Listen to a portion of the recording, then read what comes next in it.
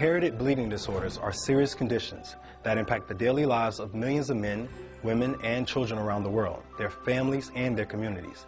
During this video, we'll learn more about the many phases of bleeding disorders, including hemophilia A and B, symptomatic carriers of hemophilia, von Willebrand disease, rare clotting factor deficiencies, and inherited platelet disorders. In a healthy person, bleeding starts when a blood vessel is injured and blood leaks out.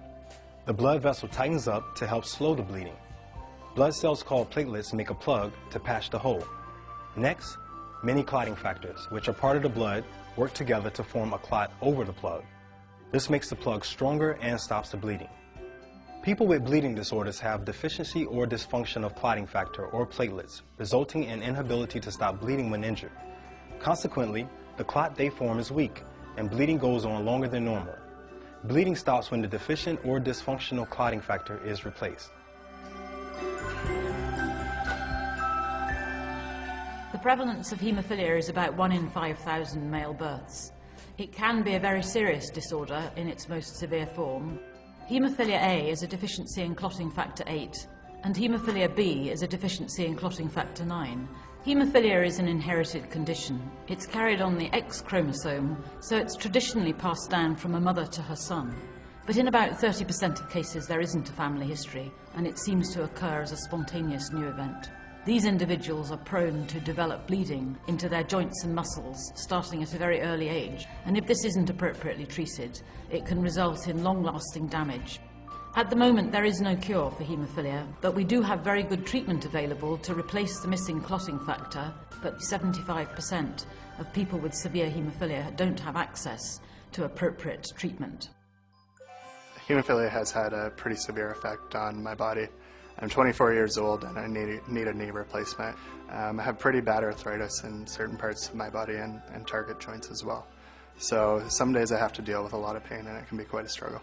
To take care of hemophilia in my everyday life, I need to eat right, exercise, take my factor concentrates, know my limitation, and I need to have regular visits with the Hemophilia Treatment Center.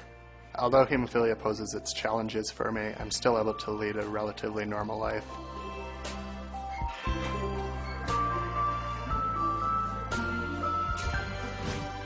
While hemophilia primarily affects men, women who have the hemophilia gene are called carriers, and they can pass the gene on to their children. Though most carriers will be asymptomatic in day-to-day life, some may also experience bleeding complications, including excessive bleeding during menstruation, childbirth, and surgical intervention.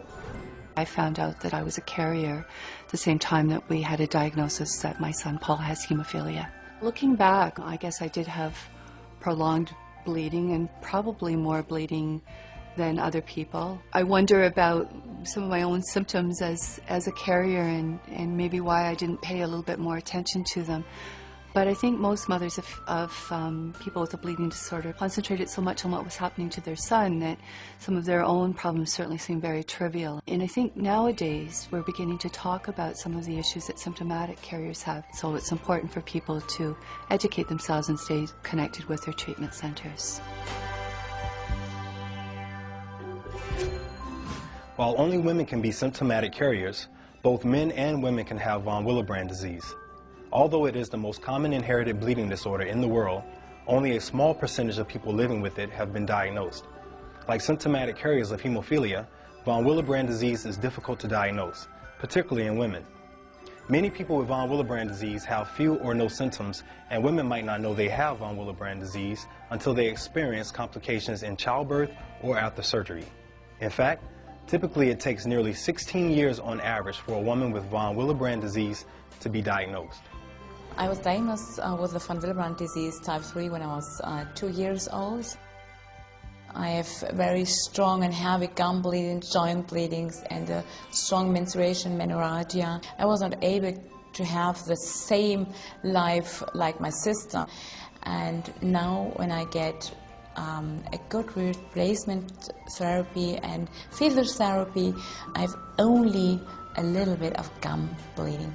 Now I have my hobbies with reading books and go for cinema and go shopping, and to be with my family, it's great for me. Rare clotting factor deficiencies are bleeding disorders in which people are missing one of the factors, or these factors aren't working properly. Less is known about these disorders, as many have only been discovered in the last 40 years. The rare factor deficiencies can present in many different ways. The sexes are affected equally, so particularly women may present with menorrhagia or bleeding after childbirth, but there's a whole gamut of different symptoms that people can have that should be investigated. These can be similar to people with von Willebrand disease, but rather different from haemophilia A and B.